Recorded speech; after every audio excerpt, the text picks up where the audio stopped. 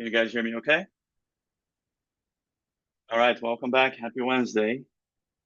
And today we are going to go through the last material for the exam, guys. So just to remind you, our second lab exam is coming up next week, Wednesday. Okay?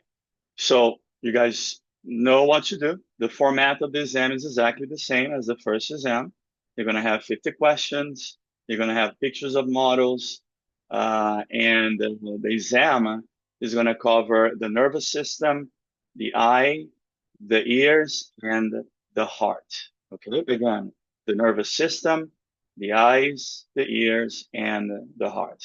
So we talked about everything else already. The only thing that is left for us to do is to talk a little bit more about them. And today we're going to go over the heart. We should have a short lab today, so we all should get out of here a little early. And we only have one in-lab activity, and the in-lab activity is going to be that puzzle video in which you guys are going to take a look at the model of the human heart. Okay? So let me share my screen with you. Now, does anybody have any questions about the exam next week, Wednesday? Any questions, guys?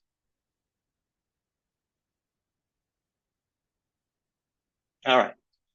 So what are we going to talk about today? Today we're going to talk about the anatomy of the heart. So we're going to take a closer look at all the different structures of the heart, the great vessels of the heart, the chambers of the heart valves, and we're going to name all of them and the several of the structures that I will be talking about today in class will be on the lab exam. Okay? So I need your full attention here.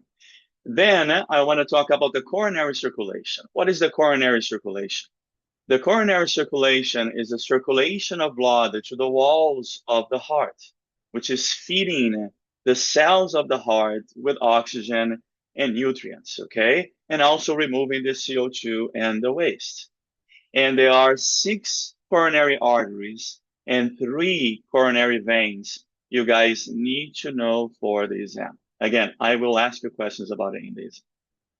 And then I want to talk a little bit about the physiology of the heart. I want to talk about the heart sound and an electrocardiogram. What is an ECG? What does it represent? Okay. Now, so let's start from the basics here. Our heart is located within the thoracic cavity. We all know that. Now, what you might not know is that the heart is not truly only on the left side of the chest. If you look at the figure right here, guys, we can see that about 2/3 of the heart is on the left side of the thoracic cavity. But we still have about 1/3 of the heart that is actually on the right side. So it's not correct to say that the heart is fully on the left side of the chest, okay? The heart is located between ribs number 2 and number 5. And the heart is positioned inside the thoracic cavity. The heart is positioned within a region, within an area that is called the mediastinum. Now, I want to make sure you guys understand this. The mediastinum is not a membrane, okay? It is not a tissue. Mediastinum is a position within the thoracic cavity where the heart is located. Okay, so the heart is located within the mediastinum of the thoracic cavity. And if we take a closer look at the heart, we can see that the heart has a triangular shape to it. So it kind of looks like a triangle. Okay, just like that. And just like any triangle, we're going to find the apex of the triangle, and the apex of the heart is pointing towards the left side of the chest. And we're going to find the base of the triangle. And the base of the heart is pointing towards the right side of the body. Okay, if I split this into right and left, this is what we would be. Now, why does this matter? Why is this important? Folks, we're going to see that several of the structures of the heart are bilateral. And by now, all of us know exactly what that means, right? By being bilateral, meaning that we're going to find the same structure on both sides, the right side and the left side. Now, how do we split the heart into two halves?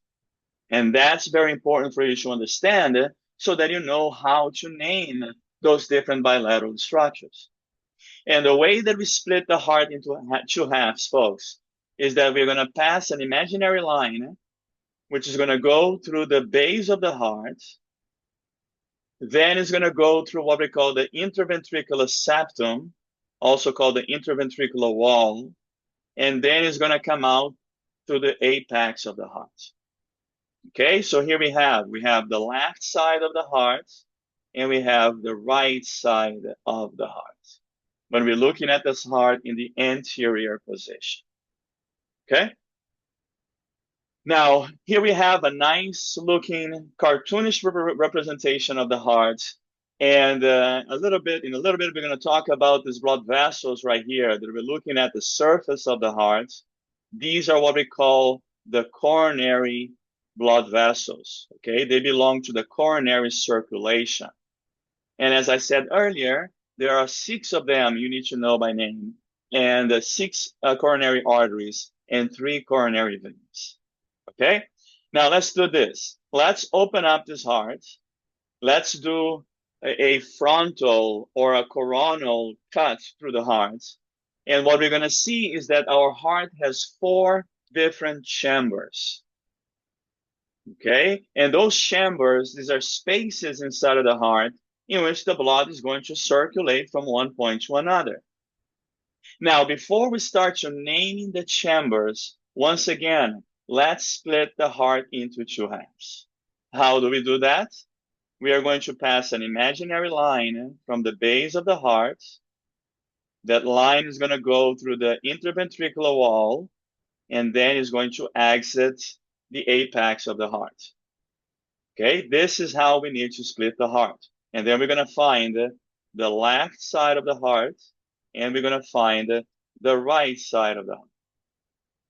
So now that we established the right and the left side, let's name the chambers. And we are going to find the right atrium and the left atrium. And then we have the right ventricle and the left ventricle. Guys, you need to know the name of the chambers of the heart. You need to be able to identify them. Okay? Now, each one of these chambers of the heart, they have a specific function. The right atrium is going to receive all the deoxygenated blood coming from the body, blood that has already been used up. And there are 2 major blood vessels that is going to bring this blood inside of the right atrium. We have the superior vena cava, which is bringing the oxygenated blood from the neck and the head region.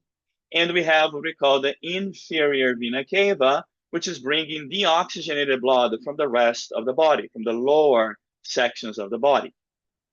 And all of that blood is going to arrive at the right atrium. And from the right atrium, it's going to go into the right ventricle. And then from the right ventricle, this blood is going to be pumped inside what we call the pulmonary trunk. Right here, folks. And this pulmonary trunk is another what we call great vessel of the heart, okay? Now, this pulmonary trunk will split into 2 branches. One going towards the right side, the other one going towards the left side. These branches are what we call the pulmonary arteries, and they are bilateral. So we have the left pulmonary artery, and we have the right pulmonary artery. Now, why are they called arteries? They are called arteries because they take blood away from the heart. Okay, so an artery takes blood away from the heart. A vein is going to bring blood back to the heart. Now, where are these pulmonary arteries taking the blood? The pulmonary arteries are going to take the blood to our lungs in order for the blood to become oxygenated. And also, we're going to get rid of the CO2. So now that this blood is oxygenated and the CO2 is dumped into the lungs so that we can exhale out of our body, this blood needs to be returned to the heart. and is going to return to the heart through what we call the pulmonary veins down here. Okay? And these pulmonary veins are also bilateral. We are going to find the left pulmonary veins, and we're going to find the right pulmonary veins. Now, these pulmonary veins, they are bringing oxygenated blood and dumping all of the blood coming from the lungs inside the left atrium.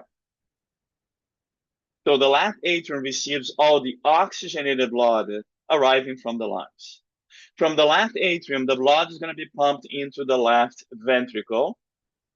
And then from the left ventricle, now the blood is going to enter what we call the ascending aorta. Why is this called the ascending aorta? It's called the ascending aorta because the blood is moving upwards. Okay? From the ascending aorta, now the blood is going to go through the aortic arc, also called the arc of the aorta. And then from the aortic arc, now the blood is going to go to the rest of the body, passing through the descending aorta. And this is something that you guys need to pay extra attention. The aorta is divided into different sections. If in the quiz or an exam, I am pointing to a section of the aorta, guys, it is not enough just to say aorta. You need to tell me if I'm pointing to the ascending aorta, if I'm pointing to the aortic arc, or if I'm pointing to the descending aorta. You need to know all of these different structures that I just discussed here right now. The four chambers of the heart and all the different great vessels of the heart that takes blood in and out of the heart. Any questions, guys?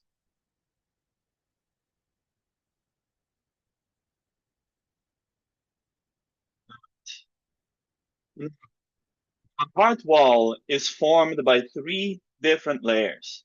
We're going to find an inner layer, a middle layer, and an outer layer. The inner layer, which is what we call the endocardium, this layer is going to cover the chambers. They're going to cover the walls of the chamber, the atria, and also the ventricles. Okay, the middle layer, which is the thick layer made of cardiac muscle, is called the myocardium. Myo means muscle, cardium means the heart. And then the outer layer is what we call the epicardium. And this epicardium just so happens that is the same as the visceral pericardium. I don't know if you remember this, but we have talked about the fact that our heart is surrounded by a double layered membrane, right? Called the pericardial membrane. The layer that is touching the viscera, touching the heart, is called the visceral layer. The layer that is on top is called the parietal layer. Okay, and in the middle, we're going to have a cavity called the pericardial cavity, which is filled with pericardial fluid. And this fluid around the heart, it helps to protect the surface of the heart. So there is no friction happening at the surface of the heart. It's not going to damage the surface of the heart. Okay? Now, we do have several different circulation of blood in our body. Some of the major ones include what we call the systemic circulation, the pulmonary circulation, and the coronary circulation. The systemic circulation is the circulation of blood between the heart and the entire body. You know, when someone has a systemic infection, it means that you have an infection all over the body. Okay? Now, the pulmonary circulation is the circulation of blood between the heart and the lungs. In the systemic circulation, the arteries are carrying oxygenated blood, and this is why they are labeled in red, while the veins are carrying deoxygenated blood, hence why they are blue. Now, in the pulmonary circulation, it's going to be the opposite. In the coronary circulation, the arteries are carrying deoxygenated blood, and therefore they are blue, and the veins are carrying oxygenated blood, which is going to return that oxygenated blood back to the left atrium of the heart. Okay? Right, now let's take a closer look at the coronary circulation. And as I mentioned, the coronary circulation is a circulation of blood through the walls of the heart, feeding the cells of the heart with nutrients and oxygen. And we're going to talk about 6 different coronary arteries and 3 different coronary veins you guys need to know for this. Before we name them, let's split this heart here in 2 halves, okay? Again, let's pass an imaginary line from the base of the heart, going through the interventricular septum and exiting through the apex. There you have it, folks. We have the right side of the heart and we have the left side of the heart. You need to be able to do that. Now, if you take a closer look at the ascending aorta, which is this first section of the aorta right here, and we know that the aorta is carrying oxygenated blood, we can see that there are 2 blood vessels that are literally siphoning blood from the aorta. They are attached to the aorta, siphoning oxygenated blood from the aorta. We're going to have a blood vessel on the right side called the right coronary, and we're going to have a blood vessel on the left side called the left coronary. Okay? Now, these are the first couple of coronary arteries here. Now, this right coronary, as it gets to this point here, at the bottom of the heart, is going to split into 2 major branches. One going towards the front on the right side, the other one going towards the back of the heart, all the way here, towards the apex of the heart. The one in the front is what we call the marginal branch. The one in the back is what we call the posterior interventricular branch. Okay, so these are the 3 coronary arteries on the right side that I want you guys to know. Now, what about on the left side? On the left side, we have the left coronary. When the left coronary gets to this point right here, it will split into 2 major branches. The one in the front is called the anterior interventricular artery. The one going towards the back of the heart is what we call the circumflex branch. And these are the 6 coronary arteries: right coronary, marginal branch, posterior interventricular, left coronary, anterior interventricular branch, and the circumflex branch. Okay? Now, what about the coronary veins? For the coronary veins, there's only 3 of them. Now, of course, there are many more coronary arteries and coronary veins than the ones that I'm discussing here right now. But these that I'm talking about are some of the major ones that I want you guys to, that you're responsible for in the exam. Okay? Now, the first one that I want you guys to know is a big vein right in the front of the heart called the great cardiac vein, which, by the way, is going to run right next to the anterior interventricular artery. Okay? And then this great cardiac vein is going to go towards the back of the heart and become what we call the coronary sinus, right here in the back of the heart. And then the coronary sinus is going to branch off towards the apex of the heart, in the back of the heart. And this is what we call the middle cardiac vein. And FYI, the middle cardiac vein is running next to the posterior interventricular artery, side by side. Okay? So let's see all of these blood vessels here now together in model here of the heart. We can see this heart both in an anterior view as well as a posterior view. So let's start with the coronaries first. On the right side, we have the right coronary. And then this right coronary is going to split into the marginal branch. And then in the back is going to become the posterior interventricular branch, or the posterior interventricular artery. On the left side, we have the left coronary. In the front is going to become the anterior interventricular artery. And then it's going to go towards the back and become the circumflex artery. Okay? So these are the 6 coronary arteries. Now let's take a look at the coronary veins. In the front, we have the great cardiac vein. And as I mentioned here, guys, everybody look up. We can see how the great cardiac vein runs right next to the anterior interventricular artery. Then this great cardiac vein, all the way in the back, is going to become the middle cardiac vein. And the middle cardiac vein is going to run next to the posterior interventricular artery. And then we have the coronary sinus, which is this big blood vessel here that is going to wrap around, going from front towards the back, connecting the great cardiac vein with the middle cardiac vein. Any questions, folks?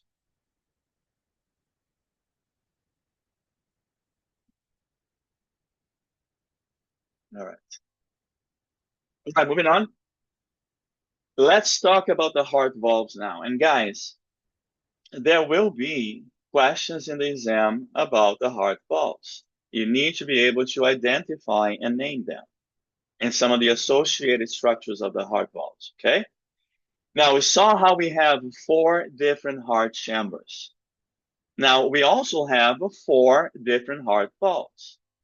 Now, before we name the heart valves, again, let's split the heart into 2 halves, passing an imaginary line from the base of the heart, going through the interventricular wall, and then exiting through the apex. And here we have the left side of the heart and the right side of the heart. I keep repeating this because it is important. I want you guys to be able to grasp that. Okay, so now we can name the heart valves. And we have 2 different types of heart valves. We have what we call the atrioventricular valves, or the AV valves, and we have what we call the semilunar valves, or the SL valves. So there are 2 AVs and there are 2 SL valves. The AV valves are the right AV on the right side, separating the right atrium from the right ventricle. And we have the left AV, which is going to separate the left atrium from the left ventricle. Simple enough. Now you can see right here, folks, how the right AV is also called tricuspid, while the left AV is also called bicuspid or mitral. I have a warning for you. Pick one name for the exam. I don't want all of the names. I don't want you guys to write down right AV tricuspid valve, left AV bicuspid mitral valve. No. Pick one name and one name only. Okay, if you put in more than one name, I will take points out from your exam. Right? So we need to be precise. You need to follow the procedures and the nomenclature of anatomy and physiology. Okay? Now, I think it's the easiest just to call them the right AV and the left AV. But again, it's up to you. But if you're picking a name, make sure they use only one name. Now, the right and the left AV, the AV valves, they have little strings which is going to attach the valve and anchor the valve inside the ventricles. And these little strings are called the chordae tendineae, and they're going to help with the opening and closing of the valves. And we can see these strings right here, guys. I have another warning. Do not confuse the valves with the strings. The valves are up here, in between the chambers. The strings are all the way here in the bottom. You can see how they become independent little strings. Okay? Now, this chordae tendineae, they are also bilateral. If on the exam or a quiz, I am pointing to this chordae tendineae right here, you're going to say left chordae tendineae or chordae tendineae of the left ventricle. That is fine as well. If I'm pointing to these ones right here, these are the right chordae tendineae, or the chordae tendineae of the right ventricle. Now, the chordae tendineae, they're going to anchor on little muscles inside of the ventricles. And these tiny little muscles, they have a name. They are what we call the papillary muscles. And we can see here these little muscles, which is going to help to anchor the chordae tendineae inside of the ventricles. And these papillary muscles, they are also bilateral. If I'm pointing to these guys here, these are the left papillary muscles. If I'm pointing to these ones right here, they are the right papillary muscles. Right? Now, what about these semilunar valves? The SL valves are not right and left. The SL valves are called the pulmonary SL and the aortic SL. Where is the pulmonary SL? The pulmonary SL is going to separate the right ventricle from the pulmonary trunk up here. This is why it's called the pulmonary SL. While the aortic SL is going to separate the left ventricle from the ascending aorta. Hence the name aortic SL valve. And the SL valves, they don't have a chordae tendineae or papillary muscles. Right? Guys, any questions at all about how to name the heart valves and the associated structures for this?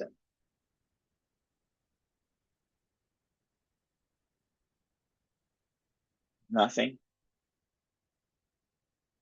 All right. All right, so now let's talk a little bit about the physiology of the heart. And I want to start by talking about very special cells that we find inside of our hearts. And these cells are called the natural pacemakers. Why are they special? What do they do? Natural pacemakers, folks, these are cells that can generate their own action potential. They don't need any stimuli. Okay, these natural pacemaker cells, they can generate an electrical impulse at a specific interval. And these natural pacemakers, they're going to cluster together into two little nodes inside the right atrium of the heart. We have a node here up top that is called the sinoatrial node, and we have a node at the bottom that is called the atrioventricular node. Don't confuse the atrioventricular node with the atrioventricular valve. Two different things, okay? Now, this SA node, the sinoatrial node, they are going to send an action potential, and the arrows that we're looking at right here that are spreading from the SA node, they are representing action potential. And we know what action potential is. All of us right now have PhDs in action potential. Action potential are electrical impulse, right? And those electrical impulses, they're going to spread through the cardiac walls, and they're going to cause the contraction of the different chambers. First, the atria will contract, both of them, right and left at the same time. Then the signal is going to arrive right here at the AV node, and the AV node is connected to nerves inside the atrioventricular wall. The first section of the nerve right here is what we call the bundle of His. This is a nerve that is innervating the interventricular wall. Then from the bundle of His, now the bundle of His is going to become what we call the bundle branches. And we have the left bundle branch, and we have the right bundle branch. Then these bundle branches, they're going to go towards the apex of the heart, and then they're going to turn upright. And they're going to innervate the outer walls of the ventricles. And these nerves are what we call the Purkinje fibers. So we have the left Purkinje fibers, and we have the right Purkinje fibers. Okay? And now these nerves, they're going to spread the action potential throughout the entire ventricular wall, causing the contraction of the ventricles. valves and the pumping of blood out of the heart, either going towards the lungs or going towards the rest of the body. Okay? Now, when we talk about action potential and the contraction of the cardiac muscle, when the cardiac muscles contract, folks, the blood is going to pass through the heart valves, right? It's going to go through the AV valves, and then it's going to go through the cell valves. And it is the closing of the valves that causes a heart sound. We all know that the heart sound, it has a very peculiar sound to it. It has what we call the lub-dub sound. The lub sound is more pronounced, is louder, and it's also what we call the S1 sound. And the lub sound is caused by the closing of the AV valves, both of them, right and left, at the same time, making this sound here.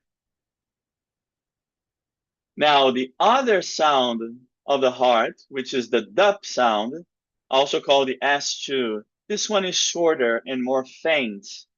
And what causes that sound, the dub sound, is the closing of the SL valves, both of them at the same time, both the pulmonary SL as well as the aortic SL is going to make that sound. So we have this.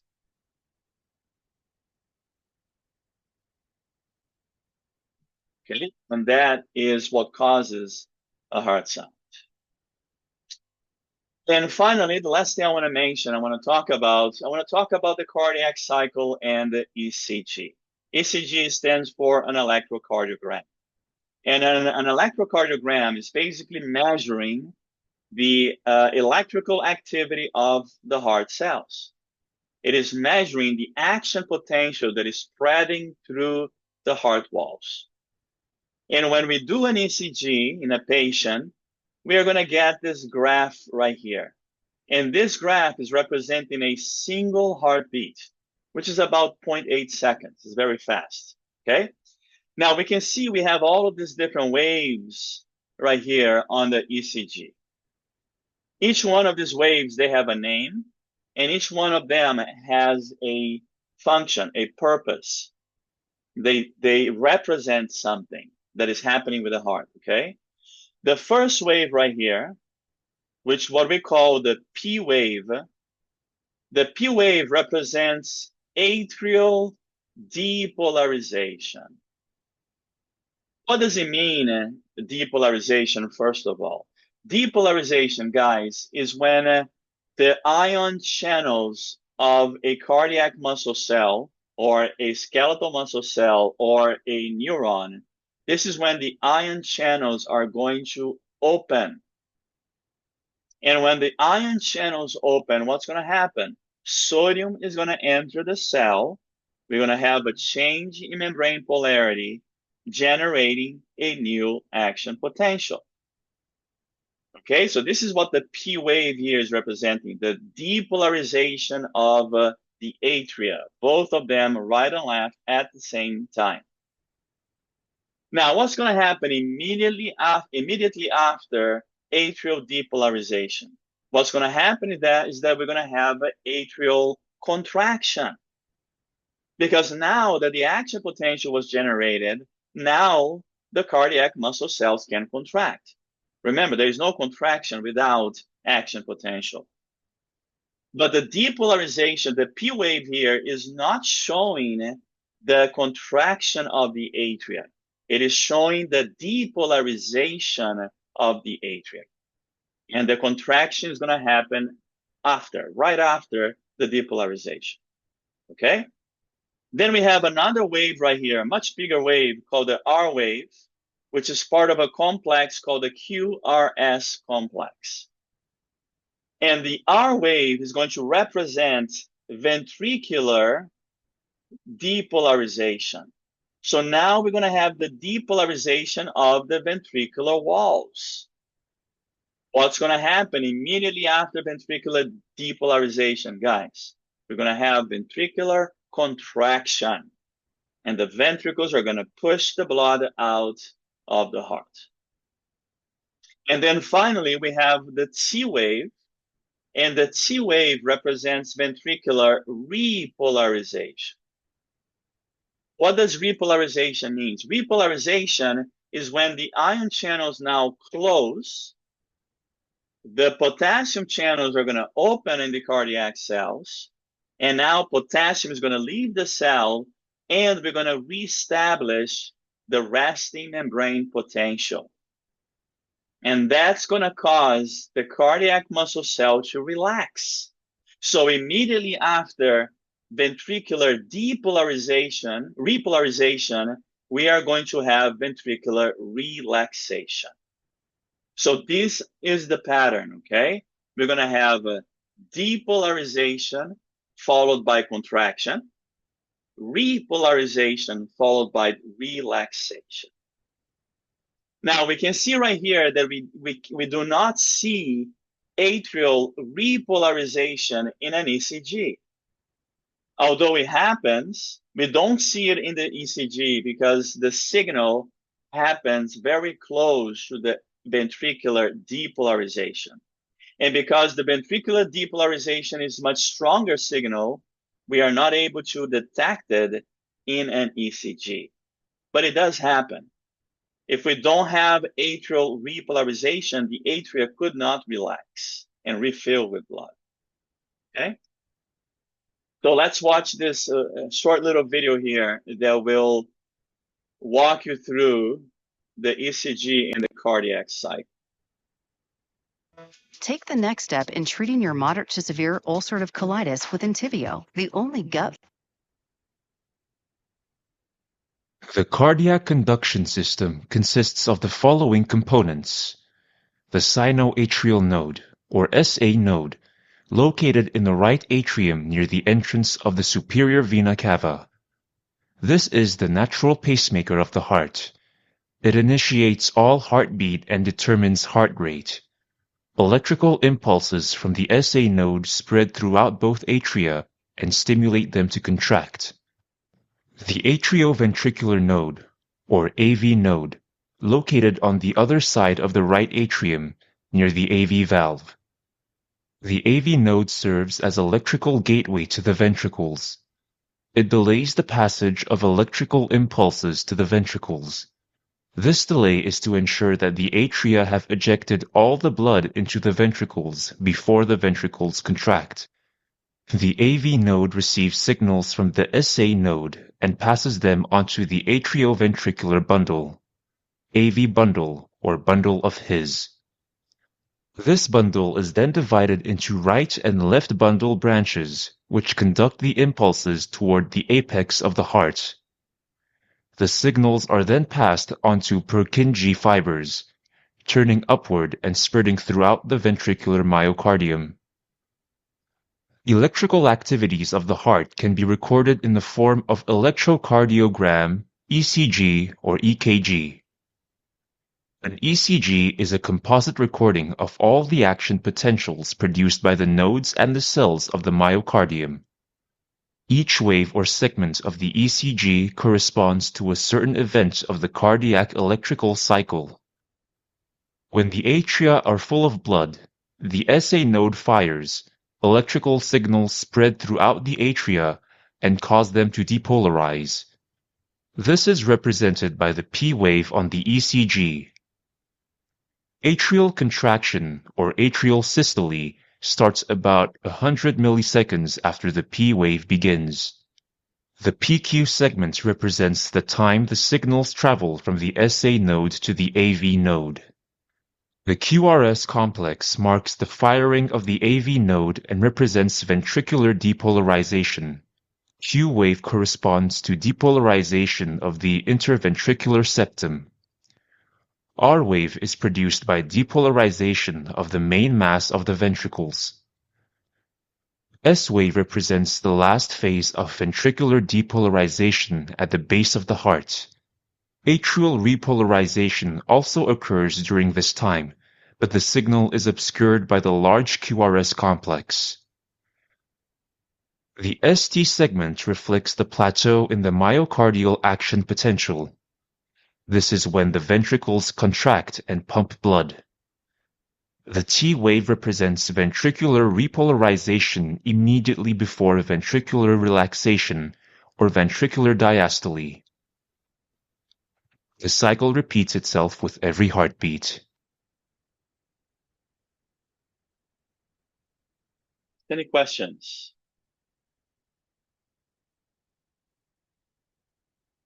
All right. So what are we doing today? Today we only have one activity. And again, that's a video on Edpuzzle. And the video is going to walk you through a model of the human body. Remember, I do use the pictures of models for the exam. After you're done with the Edpuzzle, then you're going to jump on Lamaku and take the quiz for today. And after you're done with the quiz, you're good to go. Right? So let's get started.